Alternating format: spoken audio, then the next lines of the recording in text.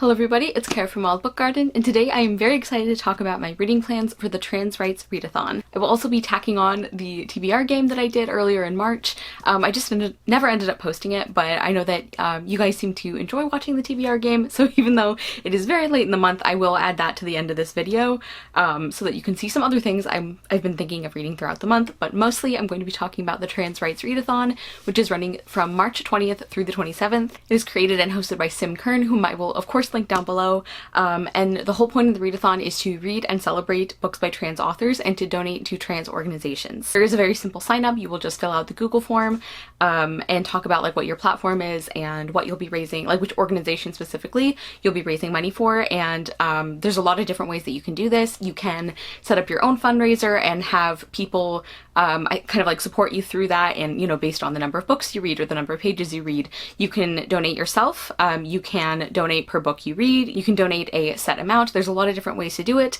and there's also recommendations on places to donate if you're not sure where to donate. The Trans Legal Defense Fund is one that Sim Kern mentioned. Like if you aren't sure where you want to donate, that's a great one. And also Sim is running their own fundraiser, and at this point the organization that fundraiser is like raising the money for is the Montrose Center Houston, which provides social services, senior living, and youth support. So highly recommend checking that out. I personally have donated to that fundraiser. That's my way of like supporting the readathon, and I might do other things as well. And I also have a big stack of books by trans authors that I'm really excited to read. As I said, I will put all the information on the readathon down below, but the important thing is reading books by trans authors and making content about them, and donating to trans organizations if you are able to. And if you're not, you know, maybe boosting other people's, and there's other ways that you can be involved as well. And something that I really love about this readathon is that like the premise of the readathon is like by definition connecting reading and like creating bookish content with activism and, you know, with fundraising and that kind of thing. I think that's just really cool. So I'm really excited to be participating in this, and I hope you'll join me if you are able to. So I have a stack of books here that I'm very excited about, and there's quite a few here. I'm not necessarily expecting that I'll get to all of these, but there's also a huge variety, which is exciting, and pretty much whatever mood I'm in, I probably will have something amazing to read. I haven't decided if I want to put a book by Anna Marie McLemore on my list. I love them. They are one of my all-time favorite authors, but I kind of want to like stockpile the rest of their books I have, so maybe I'll do that as well. But just starting from the top of my stack here, I have Between Perfect and Real by Ray Stevie. This is a contemporary novel. We're following our main character, Dean Foster, who is a trans guy, but at this point in their life, they are, like, he's out as a lesbian, and he doesn't really know how to, you know, essentially come out all over again. And even though people seem to be supportive of him as, you know, viewing him as a lesbian, that's not who he is, and he is struggling to kind of like figure out what to do about that, if he should tell people, because he's kind of thinking like he's got his last year in high school and all he has to do is make it through that year and then he can worry about coming out and everything. But then he gets cast as a non-traditional Romeo in their production of Romeo and Juliet. I believe there is a romance element. I've just heard really great things about this. I'm pretty sure I heard about this from the theater book recommendations video, like that collab that I was a part of, and this just sounds really, really fantastic. So I love the idea of combining these topics with theater, and Dean kind of using performance to kind of like figure out what to do about coming out again. So I just think that sounds fantastic. I also have Lost in the Neverwoods by Aiden Thomas. This is also a contemporary that's got some spooky elements, and this is a Peter Pan retelling. And I have heard kind of, I don't know, I've heard like interesting reviews about this one. I can get on well with Peter Pan retellings, and I really enjoyed Cemetery Boys by Aiden Thomas. So I'm very curious to see how this one is. I know it's very different. I know that this is a lot more bittersweet and kind of like, I don't know, darker feeling, and I just think it's going to be a really interesting one. I've been excited to get to this for a while. So yeah, I can't wait for that. Then I have a companion book. Like I read the first book years ago, like maybe 4 or 5 years ago now, and I loved it, and I just haven't gotten around to this other one, and that is The Spy with the Red Balloon by Catherynne Locke. This is a historical fiction with a tiny bit of like speculative element. The first book was set primarily in the 1980s during the time when the Berlin Wall was still up, and it involved time travel, and I really, really loved that one. And this one I believe is set during World War II and involves kind of the same similar element of time travel, but we are following a brother and sister who are spying for the Allies, and I'm sure this is going to be very heavy, but if I'm in the right headspace for it, I really, really love the other book by this author that I've read, so I would really like to read more by Catherynne Locke. Then I have The Good Luck Girls by Charlotte Nicole Davis. This is a kind of fantasy western dystopian blend is kind of the impression I get. We are following a group of girls who have been forced into working in a brothel, and I think at the beginning of the book one of them actually kills one of their abusers, and they all kind of escape together in order to help her escape consequences for this, and they end up just like running away altogether and trying to find a better life for themselves. This is a duology, and I've heard just really, really great things about this, and the description on the back, like this is the UK copy, so it's one of those hotkey books where it tells you some of the things that are in it, and it says freedom, justice, revenge, and sisters. That just sounds fantastic, so I want to finally get to that one. Then I have a book that I have had for kind of an embarrassingly long time. That is The Brilliant Death by A.R. Capetta. This is an old edition, so their name is not the name that they are using now. And this is an Italian-inspired fantasy that I just think sounds fascinating, like obviously, or I wouldn't have bought it. But we have two main characters, Teodora and Cielo. And Teodora is the sharpest daughter of a powerful family, kept from heirship because she's a girl, labeled as odd by the local villagers, and the keeper of many secrets, including her own magical powers. And then Cielo is a lifelong shapeshifter who can dance effortlessly along the gender spectrum and turn into an animal or a breath of wind in an instant, and has never known what it's like to be part of a family. So I think this is a political fantasy, but that also has some like interesting character dynamics, and I think like an uprising.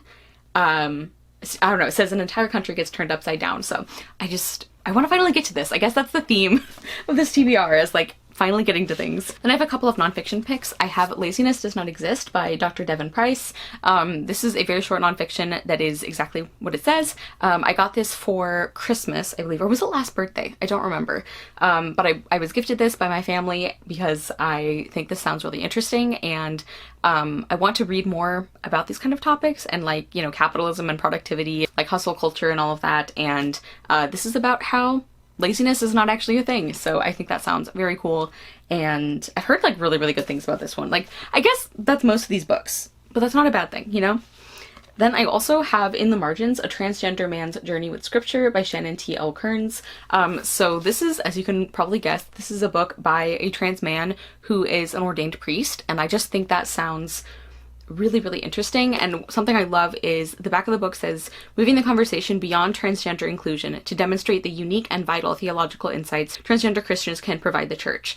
So I really like that, like not just accepting, but like valuing, you know, valuing their unique contributions. Obviously Christianity does not have a good track record with LGBT issues, but I would really like to read more theology by trans folks, so I just think this sounds really good. And then finally, I have a couple of different graphic novels. One of them is a new release, that is The Moth Keeper by Kay O'Neill. This is a fantasy book about, it's like about like responsibility and like self-care and burnout, and yeah, I think it's gonna be really lovely. I have really loved the things I've read by Kay O'Neill. The Tea Dragon Society series, like everybody basically, I really loved that. And I think this sounds really wonderful and very like healing and very cozy, so I think that will be wonderful. And then I also have one that is definitely not a new release, but it's one I've been interested in for a while. This is Nimona, and this is by N.E. Stevenson. Again, this is an old edition, so the name is not current, but this is like, I've just heard this is a lot of fun, that it's like a graphic novel with our main character who ends up being the sidekick for like a supervillain, but maybe he's not actually that bad. That's kind of the impression I get, so I want to finally read this. And I think there might be like a sapphic romance or like a hint of a sapphic romance, I'm not sure, but I would like to, again, finally get to this one. Okay, so those are the books that I am hoping to read for the Trans Rights Readathon. I will, again, put all the... I just dropped my phone on the floor. I will put all the information in the description box, as well as the links to the different charities I've mentioned, in case you also are, you know, looking for somewhere to donate. And let me know if you're participating. As I said, I'm going to now throw you back to past Kara to talk about the my TBR game that I did for March and some of the books I was maybe thinking of reading for that. But otherwise, I will see you guys later. Again, let me know if you're participating and a book by a trans author that you're excited to read. Bye!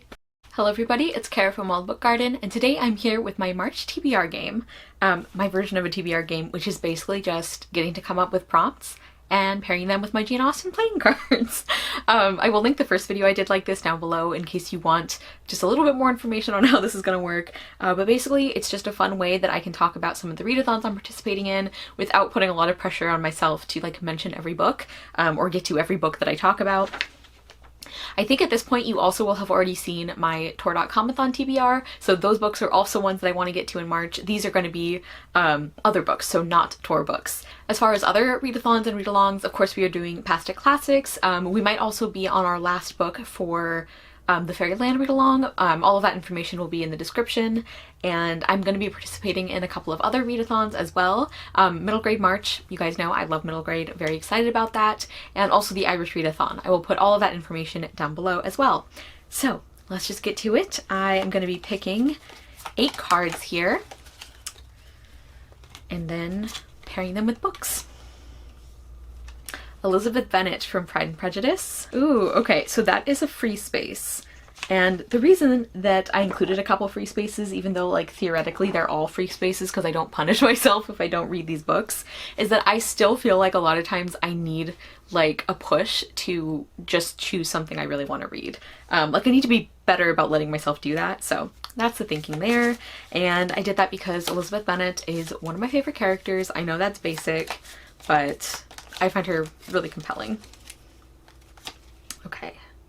Catherynne Morland from Northanger Abbey. Oh, that is to read a fantasy book. Perfect. I love fantasy. And that is because Catherynne Morland has a very active imagination, and in fact it gets her into trouble sometimes. That's kind of the premise of the book. Also, I think when I pick these books, I'm going to try to go for ones that that are like in this area. I have like multiple places where I keep books, and I think it's going to be easier if I just go for those. Like, not that you guys will be able to tell the difference, so it really doesn't matter that I'm telling you this, but I thought you might want to know. James Morland from Northanger Abbey. So that is Catherine's brother. Oh, that's to read one that has sibling themes. That's cool. Mr. Collins from Pride and Prejudice. That's to read a nonfiction book because Mr. Collins has very strong feelings about young ladies how young ladies should be reading like essays and sermons instead of fiction. So I have 4 more to pick, unless I pick 4 cards from the same novel and then I add a book. Lady Bertram from Mansfield Park. That is to have one of my kitties pick a book. Okay, so that's not gonna work with me picking from just this area, so I will get back to you on how that's going to work, but that is because Lady Bertram is very dedicated to her pet, which is, I think, a pug dog, if I'm remembering correctly. Miss Bates from Emma, and that is to read a book that was gifted to me, because Miss Gates pretty much has to depend on gifts from people in order to, survive, really. General Tilney from Northanger Abbey. That's to read a book that was expensive because he has expensive tastes. He thinks very highly of money. And Lucy Steele from Sense and Sensibility is our last one. And that is to read a new to me author. And that's because the Steeles are new in town, or they're like a new acquaintance that like Eleanor makes. So, all right, I have my books. I don't know how I'm gonna do the cat part, but I'll be back when I figured it out. Okay, I am back, and I was going to have Nala choose the book that my cat has to pick, and she absolutely refused to cooperate. So instead I went to PD, I held up 2 books, and whichever one he sniffed first is the one that I went with. And so PD picked A Place Called Perfect by Helena Dugan. This is the first book in a dystopian, I guess, trilogy, and I actually have gotten pretty far in it. I'm 140 pages in, but I think I actually need to start over. I very rarely start over when I go back to a book that I like put down. I usually don't need to, but it has been so long since I read this that I really do think I need to start over. But I was really enjoying what I had read so far. I really love this cover design, and this is also by an Irish author, so it is middle grade and by an Irish author. For Catherynne Morland, that is to read a fantasy, and I picked A Dreadful Splendor by B.R. Myers. I think one of the reasons I put off this one, even though I think it sounds really, really good, and it was one of my most anticipated releases, is that I'm afraid I won't like it. Like, I'm just worried because it sounds so, so good, and it sounds like something I would love, and if it's not, I'll be really disappointed. But this is a fantasy, I think maybe like historical fantasy, yeah, in Victorian London, and there's like a fun gothic murder mystery, there's some romance. It involves a fake spiritualist as our main character, who gets, you know, she gets hired by like this wealthy family, and then it turns out that maybe there actually is a ghost there. Yeah, I don't know. I just think that sounds really good. I'd like to actually get to that one. I picked like a weird combination of like contemporary and like super atmospheric like fall and winter books. Speaking of that, I have The Lost Ones by Anita Frank. This is a recent purchase, and this is for the General Tilney prompt, which is an expensive book, because this is an adult hardcover. Those tend to be pretty expensive. I really love that cover though. And this is another kind of spooky atmospheric house kind of story set in 1917. Our main character is Stella Marcham, who her fiance has just died, and so she's really obviously very grief-stricken, and so her pregnant sister invites her to stay with her at their imposing country mansion, but then there starts being like creepy things happening. There's some like footsteps, like ghostly apparitions or something. I just think that one sounds really atmospheric and fun. I mean, fun in like a creepy way. You know what I mean. Then I have Rules for Being a Girl by Candace Bushnell and Katie Cotugno. I used this for the Miss Bates prompt, a book that was gifted to me. This is actually one I won in a giveaway, which I also counted. And I've been wanting to read this for a long time, and I just haven't gotten to it. It is a contemporary novel that is, as you can probably guess, it's like about the expectations placed on girls, placed on young women, and toxic masculinity, about feminism. March is also Women's History Month in the US, so this seemed extra appropriate to read in March. And I already, like, just from the design of the cover, it has like a list of like rules, you know, for girls. Put a little color on your face, shave your legs, don't wear too much makeup, don't wear short skirts, don't distract the boys by having a body, don't be one of those girls who can't eat pizza. You're getting the milkshake too? Whoa, have you gained weight? Don't get so skinny your curves disappear. Don't get so curvy you aren't skinny. Don't take up too much space. Be funny but don't hog the spotlight. Be smart but you have a lot to learn. Don't be a doormat, but God, don't be too bossy. Be chill, be easygoing, act like one of the guys. Don't actually act like one of the guys. It goes on like that. I already have so many feelings about this book, so I think that's going to be really well done. Then for the one where I slip in two options, because as established I can do that, for James Morland, it is a book that has like sibling vibes or like a sibling element. This first one is a little more tenuous. That is The Sea in Winter by Christine Day. This is another middle grade. It's by an Upper Skagit author, and I absolutely loved I Can Make This Promise by her, so I've been wanting to read her newest novel, or I think it's her newest novel, for a long time. This is also part of a challenge that you'll see a video on if that's not already up. And I think this sounds fantastic. It's about our main character Maisie, who is recovering from a knee injury, and it deals with anxiety and I think maybe depression as well. It makes me so happy to see books for kids that deal with mental health and mental illness, and it's about her and her family going on a road trip and Maisie trying to figure out like why she's so upset. And I think this is going to make me super emotional if it's anything like Christine Day's first book, and I'm excited. Then the other one I have is Into the Spotlight by Carrie Hope Fletcher, which is another one for that project. And this is a kind of, I think, sort of retelling of Ballet Shoes. It's about these three siblings who band together to save a theater. Right up my alley, so I think that'll be really fun. And it'll be a nice light one, I think, in between some of these heavier ones. And then I have Sincerely Cicely by Tamika Burgess. This is for Lucy Steele, which is to read a book by a new to me author. This might actually be Tamika Burgess's debut, but I'm not sure. Don't quote me on that. But this is a contemporary following a young girl who moves to a new school, and she's really into clothing and fashion. And it also deals a lot with Afro-Latinx identity. Our main character is Black and Panamanian, and she gets a hard time for that. People don't understand how she can be both. So I think this sounds fantastic. I know Ashley Bookishram really loved this one, so that's exciting as well. Then for my free space for Elizabeth Bennet, I went with The Agency for Scandal by Laura Wood. Laura Wood is 2 for 3 for me. Like 2 for books I've absolutely loved, 1 I did not, but I think overall she's turning out to be a really reliable author for me.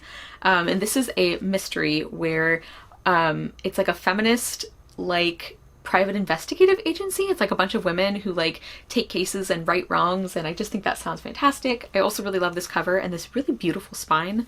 There's going to be a romance. I don't want to read too much about the specifics, but one of the blurbs says clever, funny, charming, and achingly romantic. I think that sounds wonderful. Laura Wood generally, like her books for me tend to be like really warm and cozy, even when they do deal with a little bit of like more serious things as well. And then finally for Mr. Collins, I have a nonfiction book, and I'll see how I'm feeling. I don't know, like I picked one, but I'm not sure I'm going to stick with it. And that is On Stories by C.S. Lewis. I'm also counting this for the Irish Readathon because a lot of people don't know this, but C.S. Lewis actually, like, I think he was born and he spent a lot of his childhood in Ireland, and he only moved to England later. A lot of people think of him as an English author, but he actually saw himself as Irish first. So that's why I'm counting him for this. But this is, it says On Stories and Other Essays on Literature, so I think that's exactly what it sounds like. I do really love the way C.S. Lewis writes, and I have been wanting to get to this one for a while. I don't know, it feels like one that I want to be in the right mood for, but I think that'll be a really good one to pick up. Okay, so here are some of the books I hope to read in March. As I said, I have my Tor.comathon TBR as well, so I will have no shortage of choices for books to read. But comment down below, let me know if you've read any of these or if any of them sound good to you. Do you guys have to like trick yourself into reading books you're excited for, or are you normal? Like, I mean, not that it's abnormal to have to do that, but like, the fact that I had to come up with a free space for myself, even in my TBR game that I made myself, is kind of funny. So anyway, thank you guys so much for watching. I will see you soon with another video, and I hope you love the next book you read. Bye!